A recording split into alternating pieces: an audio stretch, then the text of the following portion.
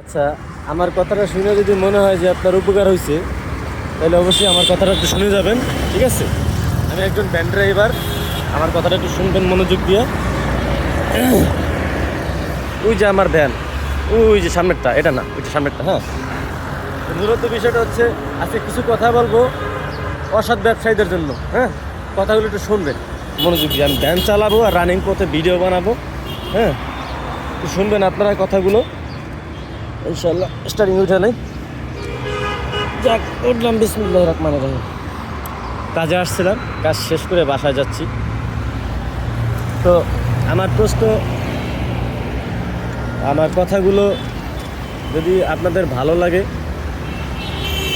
অবশ্যই কমেন্ট বক্সে জানাবেন, ঠিক আছে?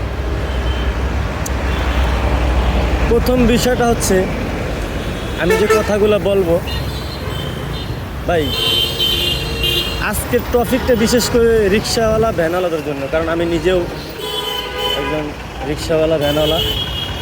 হ্যাঁ, এখন মূল বিষয়টা হচ্ছে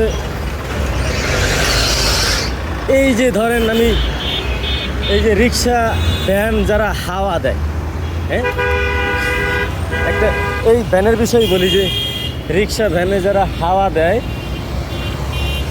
এদের ভিতরে কিছু অসৎ ব্যবসায়ী আছে। কীরকম ব্যবসায়ী? ধরেন এই হাওয়া আগে নিত 5 টাকা, এখন নেয় 10 টাকা। তারপরে ওই বাজার বসে না, হ্যাঁ বাজার। আগে হাওয়া দিতাম, ধরেন ভ্যানে কিংবা রিক্সায় হাওয়া দিতে সময় লাগতো 2 থেকে 3 মিনিট, হ্যাঁ, মেশিনের মাধ্যমে। আর হাওয়ায় কোনো সমস্যা হইতো না।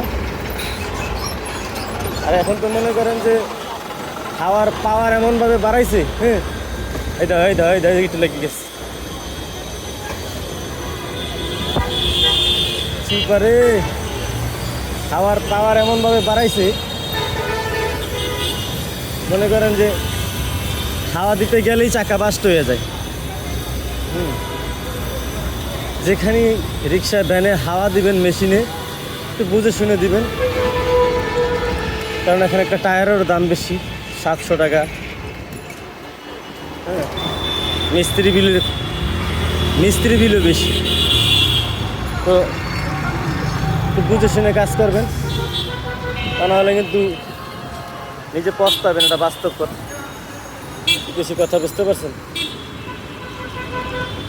তো বলতে তো চাই অনেক কিছু গাইস, যদি না বলতে পারি খারাপ লাগে, বুঝছেন?